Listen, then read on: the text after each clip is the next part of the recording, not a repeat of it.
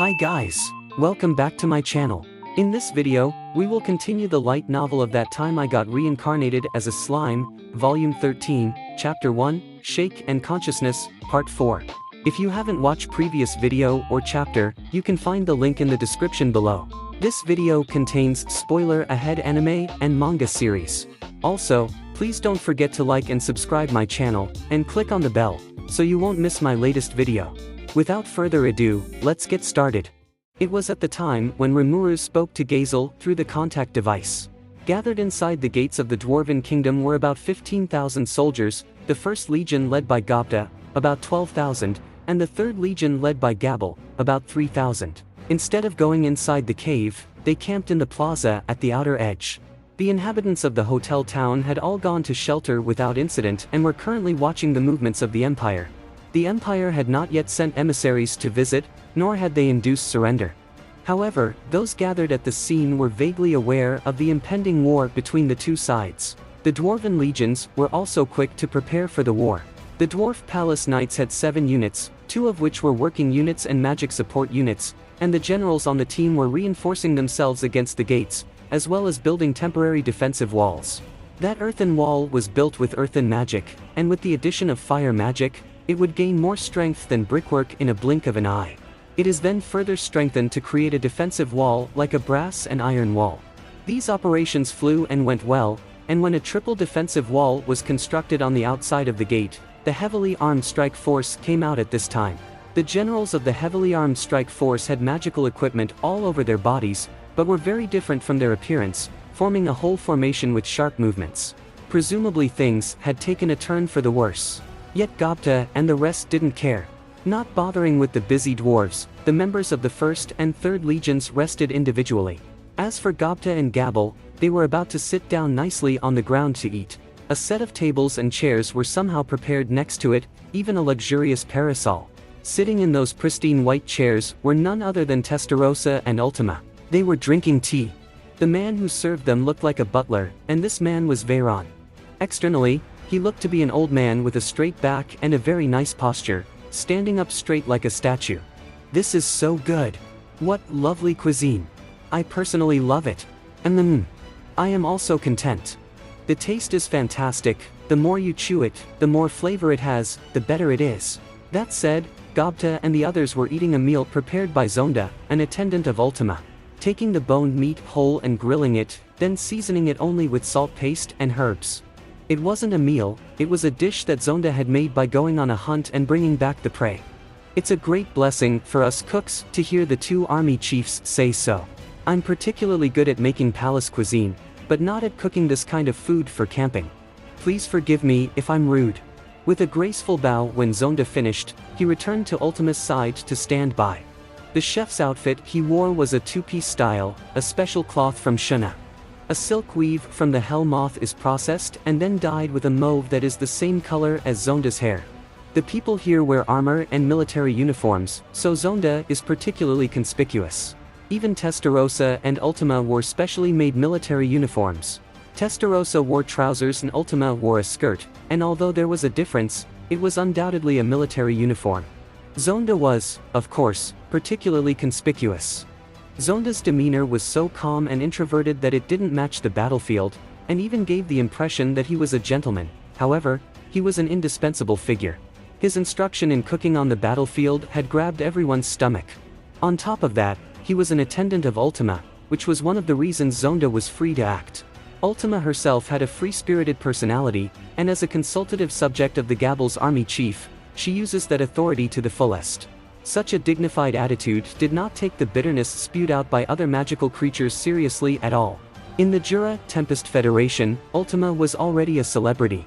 Few would dare to question her. This is not to my liking. There are also very few items. I wish there was more variety. I agree. Either it is simply grilled or cooked into a fondue pot, which seems a bit lazy. It's been a long time since I've met Ms. Shuna and Mr. Yoshida. I hope you hone your craft more so that it will be more beneficial to me. Unlike the raving Gobta and Gabel, Testarossa and Ultima gave negative reviews. I apologize. Zonda immediately offered an apology, but Gabel said to Zonda, No, Mr. Zonda. I think Miss Ultima recognizes Mr. Zonda's handiwork, too. It's not really the taste that's the problem. Gabble suddenly uttered such a sentence, and the eyes of all present became fixed on him.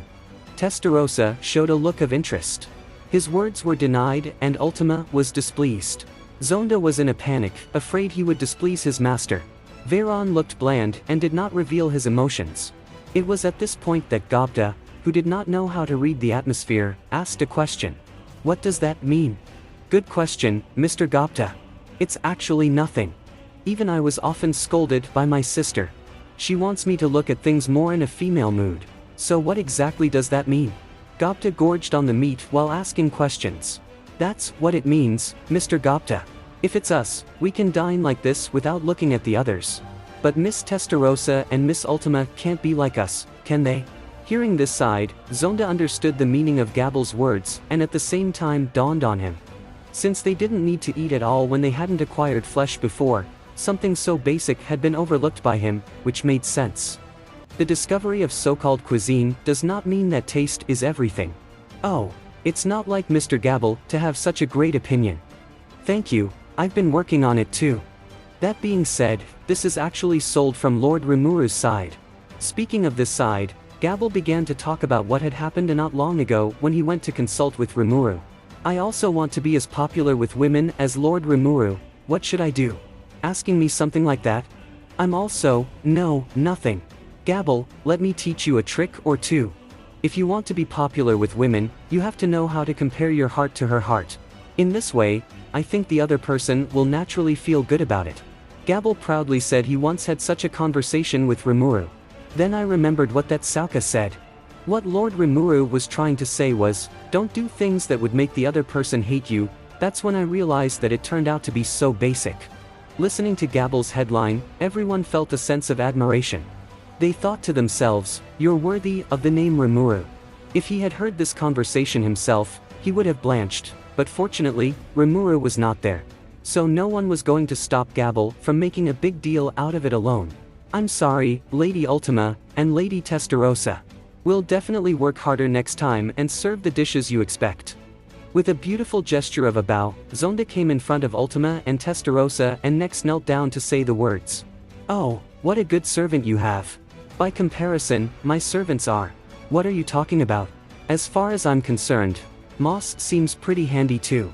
And CN, being able to hand over the job of agent means he's good at paperwork, right? The servants under me are better at physical labor, and I envy having servants who can take care of those chores. That's true, perhaps you are right. It's futile to ask for something that you don't have. As if not seeing Zonda, who was kneeling on the ground, out of sight, Testarossa and Ultima continued to talk. That attitude looked cold in the eyes of Gobta and others, but in fact it was just the opposite. They were the pinnacle of all demons, and it seems to them that it is rare for them to praise others, or even to care about them. Knowing this, Veyron and Zonda, who became the subject of the chat, were very nervous. At the same time, realizing that the masters were giving recognition, the mood became so intense that even their souls seemed to be burning. Yet there were still those who could not detect such an atmosphere. That man was Gobta. That's all for today. Hope you enjoy the video. For the next upload, we will continue with Chapter 1, Shake and Consciousness, Part 5. See you in my next video.